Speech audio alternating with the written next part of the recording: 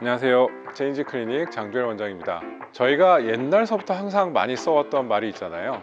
S라인이라고 하는데, S라인을 보면 딱 생각나는 게 들어갈 곳은 들어가고 나올 곳은 나와야 된다는 게 바로 알 수가 있습니다. 저희가 지방 흡입을 하게 되면 지방만 이렇게 뺀다고 생각할 수 있는데, 그 뺀 지방을 가지고 살릴 부분을 살리게 되면 훨씬 더 여성스러운 곡선을 만들 수 있기 때문에 바디 지방 이식은 아주 많이 시행되고 있는데요.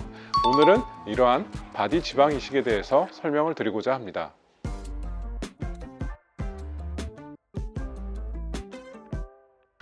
지방 이식은 이제 지방을 저희가 뽑은 다음에 그 뽑은 지방을 농축하거나 또 여러 가지 불순물을 제거한 다음에 다시 이제 몸에다 집어넣는 시술을 얘기하게 되겠는데요. 그거에 반해서 바디 지방 이식은 대용량 지방 이식이라고 해서 저희가 시행을 할 때 한 300에서 500cc 정도의 지방 이식을 하는 시술이라고 할 수 있습니다. 가장 많이 시술하는 부위는 가슴 같은 부위도 있겠지만 뭐 힙이나 힙의 외측 그리고 손등 같은 곳들도 지방 이식에 아주 좋은 적응증이 됩니다.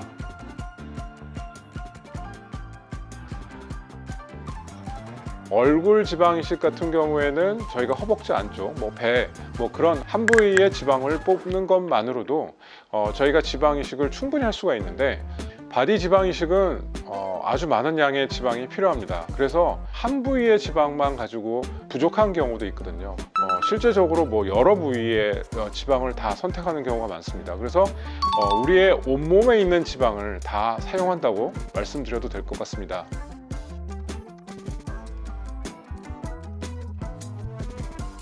바디 지방 이식은 생각보다 적용 분야가 아주 많은데요. 특히 가슴은 수유하시면서 꺼진 윗가슴이 꺼진 경우, 그리고 이제 반복적인 다이어트를 통해서 약간 늘어지면서 윗가슴이 꺼진 경우가 가장 효과가 좋습니다.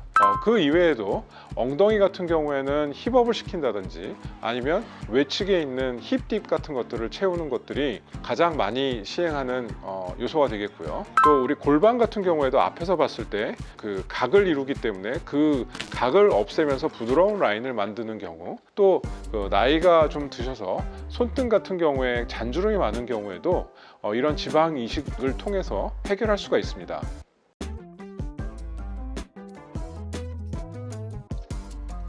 환자분들이 오셔가지고 많은 양의 지방 이식을 원하시는 경우가 대부분입니다. 이제 실제로 환자분을 봤을 때 그만큼의 나올 수 있는 지방량이 없는 경우가 가끔 있거든요. 왜냐하면 그분들은 볼륨이 적어서 오신 분들이기 때문에 마른 분들이 많습니다. 그러면 우리가 아무리 많은 지방을 뽑는다고 해서 볼륨을 살릴 수 있을 만큼의 지방을 뽑을 수가 없는데, 그런 경우에 지방 이식을 원하는 경우에는 어느 정도 결과가 한계가 있을 수 있습니다.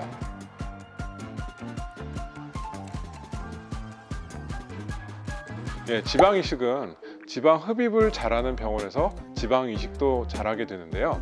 그 이유가 지방을 뺐을 경우에 바디 지방 이식인 경우에는 많은 양의 지방을 뽑기 때문에 지방 흡입과 같은 과정을 겪게 됩니다. 그래서 많이 뺐을 경우에 빼는 곳에 탄력까지도 생각해서 그쪽에 탄력을 좀 더 많이 줄 수 있는 듀얼 레이저나 바디 타이트 같은 것들을 같이 하는 것들도 상당히 도움이 된다고 생각합니다.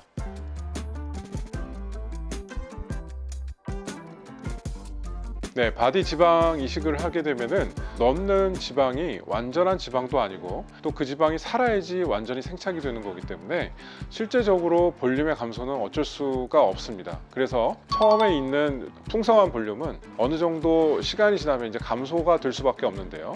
어느 정도의 생착이 되는 시점이 중요하다고 말씀드릴 수가 있는데, 그 시점을 한 2달 정도로 보고 있습니다. 그래서 한 달 정도는 붓기가 빠지는 시간, 그리고 2달 정도 됐을 때는 이 지방이 완전히 생착이 돼서 이제 자기 조직처럼 됐다고 말씀을 드립니다.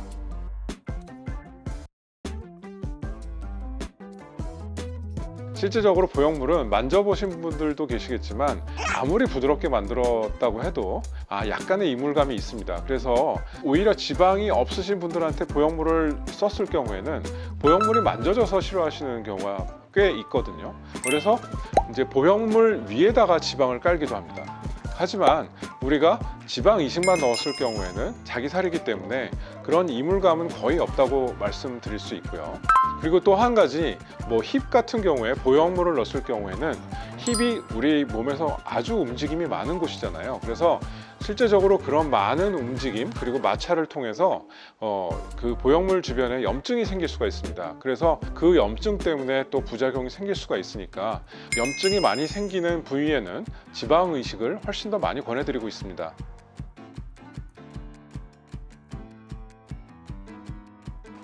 요즘에는 힙 같은 데도 이제 많은 분들이 이제 필러를 넣고 계신데요. 필러의 경우에는 어차피 저희가 가장 많이 사용하는 것들이 이제 하이알루론산 필러가 되겠고, 유지 기간에 있어서 그 1년 이상을 저희가 유지하기가 힘듭니다. 그래서 필러 같은 경우에 그 아주 많은 필러를 사용하기 때문에 시술 단가가 꽤 높은데요. 그런 시술 단가를 매년 투자해서 그런 시술을 해야 된다는 그런 큰 단점이 있을 수가 있고요.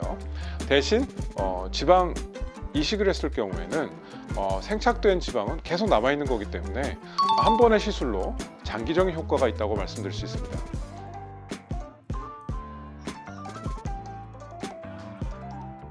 지방 이식은 지방이 이제 살기 위해서 많은 압력이 있으면 그 생착률이 떨어질 수밖에 없거든요. 그래서 그 실제적으로 이제 너무 타이트한 곳, 너무 많은 지방을 넣게 되면 그 지방은 잘 살지가 않습니다. 그래서 탄력이 없는 부위, 그런 부위에다 지방을 넣었을 경우에 좀 더 그 생착률이 높아지는 경향이 있고요. 환자분들은 그렇기 때문에 지방을 넣고 나서도 압력을 많이 피하는 그런 것들이 필요합니다. 그래서 그 어느 정도 한두 달 정도 가량은 너무 심한 운동을 한다든지 그런 것도 피하시는 것이 좋고, 잘 때도 그런 부위에 압력을 가하지 않게 그런 자세로 자는 것이 중요합니다.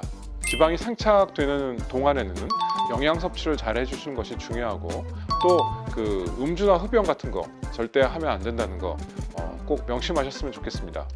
지방 흡입은 체형에서 상당히 좋은 효과를 내는 시술입니다. 그래서 지방을 없애는 데는 아주 효과적인 수술이지만, 실제적으로 지방을 다 없애다 보면은 우리 몸의 곡선이 너무 밋밋해지게 되거든요. 그래서 어느 정도 그런 밋밋한 곡선을 좀 더 살리기 위해서 뽑은 지방을 가지고 다시 활용을 해서 몸에 넣어줌으로 인해서 그런 곡선을 살릴 수 있다는 것 다시 한번 강조시켜 드리면서 오늘 영상 마치도록 하겠습니다. 감사합니다.